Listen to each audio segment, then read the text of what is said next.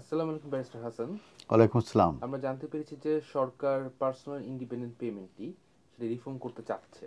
এই সম্পর্কে যদি বিস্তারিত আপনি আমাদের সাথে আলোচনা করতেন। এটা সঠিক।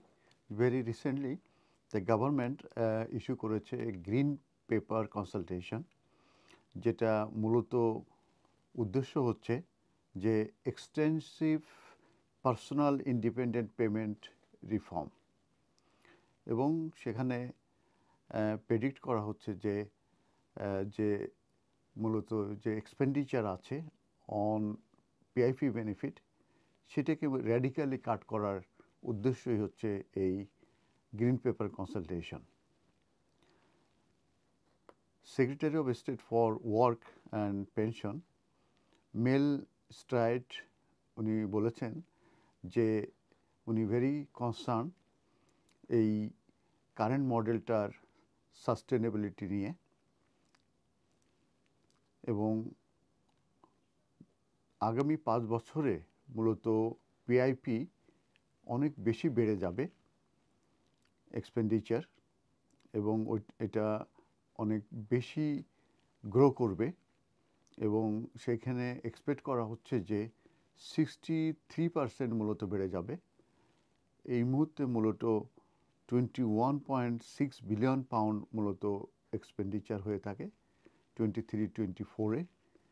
সেটা বেড়ে যাবে 35.3 বিলিয়ন পাউন্ডে, সেটা হবে 28-29-এ। এবং এই মুহূর্তে 33,000 নূতন অ্যাওয়ার্ড দেওয়া হয় এই ফর পিআইপি প্রত্যেক মাসে। এবং কম্পেয়ার করলে এটা প্যান্ডামিকের আগে মূলত ছিল 17,000। তার মানে আগে আগে ছিল 17,000, সেটা মূলত বেড়ে গেছে। প্রত্যেক মাসে এখন 33,000 মূলত এই পিআইপি অ্যাওয়ার্ড পেয়ে থাকে। এই গ্রিন পেপারের উদ্দেশ্য হচ্ছে র্যাডিক্যাল রিফর্ম করা পিআইপির উপরে, বিশেষ করে ট্রান্সফর্ম এবং রেস্ট্রিক্ট দ্য সাপোর্ট, যে সাপোর্টটা মূলত ডিসেবল পিপুলকে দেওয়া হয়, এবং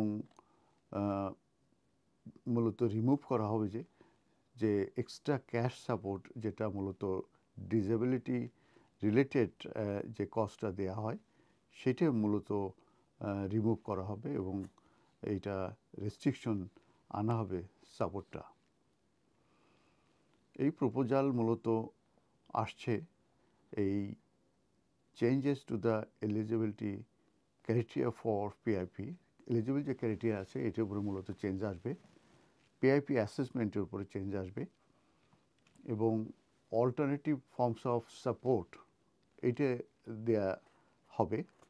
এবং সেটার ক্ষেত্রে উদাহরণস্বরূপ যেটা বলা হয়েছে যে vouchers beyond ongoing cash payment, সেক্ষেত্রে ভাউচার হয়তো দেওয়া হবে, কোনো ক্যাশ পেমেন্ট হয়তো দেওয়া হবে না। এই ধরনের প্রস্তাব মূলত এই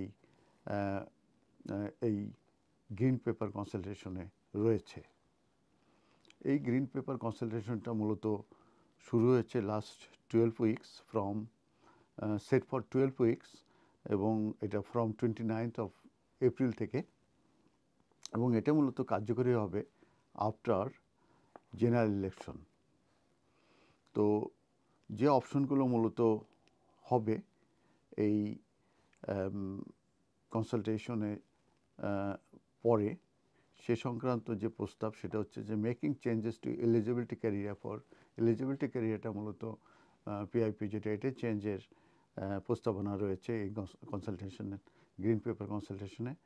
তারপরে redesigning the PIP assessment, reforming the PIP assessment, moving away from a fixed cash benefit system, moving towards a better join up of local services, exploring alternative ways of support to live independent and fulfilling lives. এবং DWP মূলত কনসিডারেশনে নেবে যে evidence যেটা মূলত বেসিসে মূলত এই পিআইপিটা দেওয়া হয়, সেই এভিডেন্সটা মূলত ক্লিনিক্যাল ডায়াগনোসিস করা যায় কিনা, যেটা মূলত তৈরি করবে যারা হেলথ কেয়ার প্রফেশনাল আছে তারা। কারণ এই মুহূর্তে যে অ্যাসেসমেন্টটা করা হয় সেটার মধ্যে অবজেক্টিভ অ্যাসেসমেন্ট, সেই সেই অবজেক্টিভ এভিডেন্স মূলত বেশি করে প্রোভাইড করার ব্যাপারে গুরুত্ব দেওয়া হবে। কারণ এখন যেটা দেওয়া হয় সেটা কারেন্ট ফাংশনাল অ্যাসেসমেন্ট মূলত হচ্ছে এই এখন কনসিডারেশনে নেওয়া হয়। তো কী কী সাপোর্ট মূলত প্রোভাইড করা হবে সেটার ব্যাপারে বলছে যে catalogue, shop scheme, voucher scheme, A receipt based system, on of grants, এই বিষয়গুলো মূলত সাপোর্টে নিয়ে আসা হবে এবং ক্যাশ সাপোর্টটা মূলত কমায় দেওয়া হবে। আমি যে গ্রিন পেপার কনসালটেশনের কথা বললাম, এটা মূলত কনসালটেশন, এটি 12 সপ্তাহের জন্য ওপেন থাকবে এবং এটা শুরু হয়েছে 29th এপ্রিল থেকে।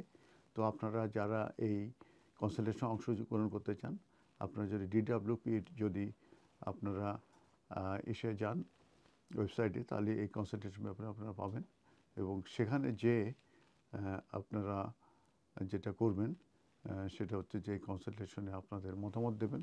কারণ এই কনসালটেশনটাই কিন্তু পরবর্তীতে এই যে র্যাডিক্যাল যে চেঞ্জ আসবে মূলত পিআইপির উপরে, সেই কনসালটেশনের বেসিসেই কিন্তু তারা এটা চেঞ্জটা নিয়ে আসবে। ধন্যবাদ।